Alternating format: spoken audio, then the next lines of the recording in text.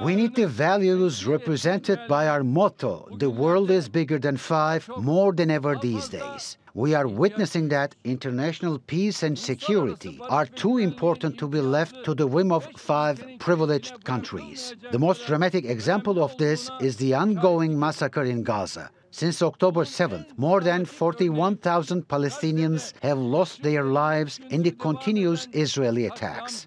From the rostrum of the United Nations, they shredded the Charter of the United Nations and shamelessly challenged the whole world and all people of conscience from this very platform.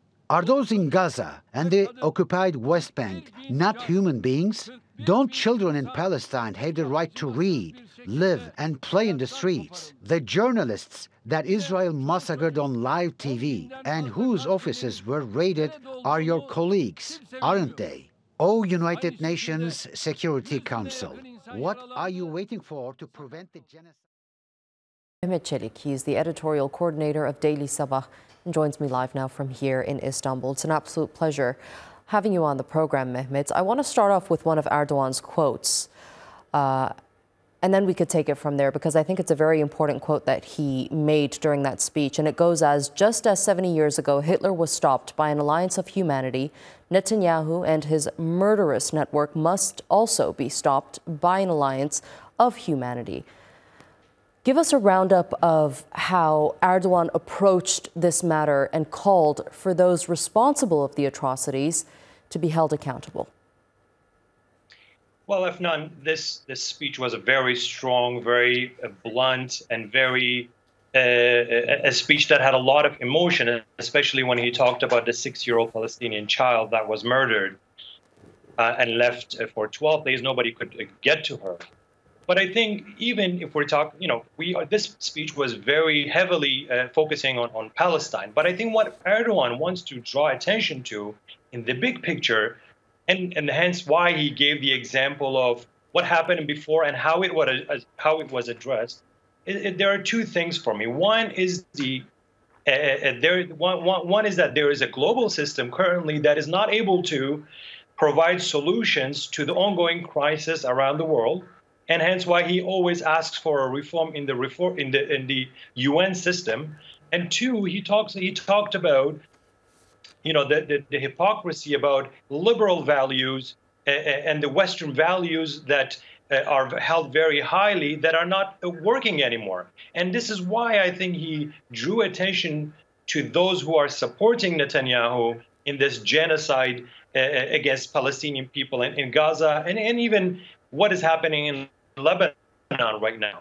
So yes, this is a symptom of what's happening in Palestine is ongoing for the past 7 decades. Mm-hmm. But it's also what is happening currently is a symptom.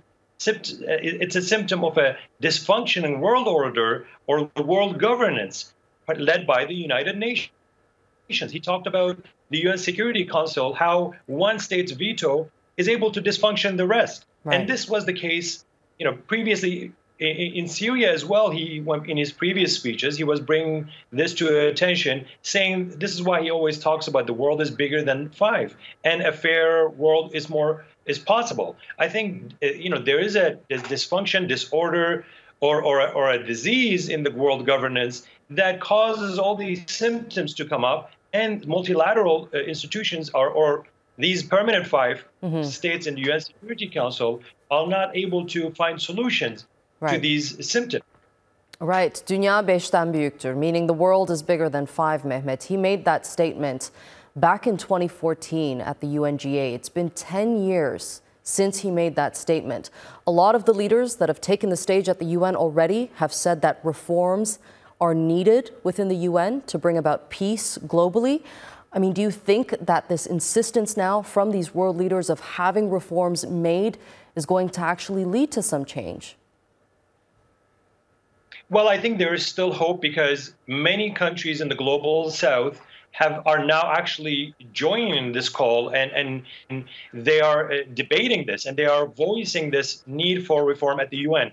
UN Secretary General Antonio Guterres last year, he also said it is time for reform or rapture. This system is no longer functioning, and it is not able to provide solutions. I mean, look, prior to Erdoğan, Mr. Erdoğan, a U.S. president was speaking in a very different tone.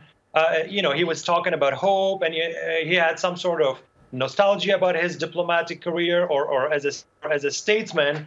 But right now, currently, there are three major crises that are taking place. One in Gaza, in Ukraine, and in Sudan. These are major crises that the world system, current world system, or the powerful states are failing, willingly or unwillingly, to find a solution for. I mean, these three crises are taking place, and in fact, the U.S. is materially supporting one of them, being in Gaza. The U.S. is supporting Israel, and no one is able to put a stop to it. Yet we are talking about a hopeful future. How is this possible? I mean, yes, there is that now louder voice about reform. Now, many are criticizing, especially from the global south. But I think the larger chunks of the international community need to actually put their foot on the floor and make their voice louder so that this reform can actually take place. Otherwise, I'm afraid these dysfunctionalities will continue to take place as the system itself is not able to provide recipes or prescribe solutions to the ongoing crisis. Indeed, Mehmet Celik, the editorial coordinator of Daily Sabah, thank you so much for being with me here on the NewsHour.